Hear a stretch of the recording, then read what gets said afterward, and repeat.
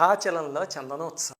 అప్పుడు ప్రహ్లాదుడు స్వామిని ప్రార్థించేసరికి స్వామి గరుత్మంతుడి మీద వస్తూ, అయ్యో తన భక్తుడు ఎక్కడ నలిగిపోతాడో అని అక్కడి నుంచి దూకేశాడు. ఏకంగా దూకేసి అప్పుడు ఆ కొండని తీసేసి ప్రహ్లాదుడిని రక్షించాడు. ఆ తరువాత ప్రహ్లాదుడు స్వామికి తపస్సు చేస్తే స్వామి ప్రత్యక్షమైతే అప్పుడు స్వామి, మా చిన్నాన్నని సంహరించడానికి ఒక అవతారం ఎత్తావు, మా నాన్నగారిని సంహరించడానికి ఒక అవతారం ఎత్తావు, కానీ ఆ రెండు రూపాలు కలిపి చూడాలని అనిపిస్తోంది స్వామి అని వేడుకున్నట్టు ప్రహ్లాదుడు.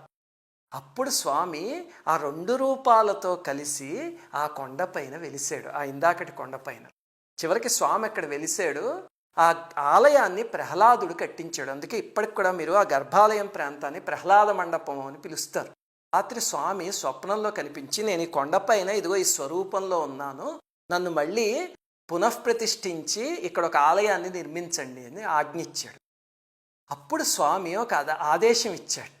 ఏమిటంటే, నన్ను ఇలాగా చందనంతో కప్పి ఉంచండి, ఉంచి ప్రతి సంవత్సరము ఈరోజే ఈ రకంగానే తీయండి, తీస్తే నా నిజరూప దర్శనాన్ని భక్తులకు అనుగ్రహిస్తాను అని చెప్పాట. ఆ ఒక్కరోజు మాత్రం అదంతా తీసి స్వామి నిజరూప దర్శనాన్ని మనకిస్తాడు. దాన్నే అక్షయ తృతీయ చందనోత్సవం అని పిలుస్తారు. అది చందనోత్సవం వెనకాలన్న కథ.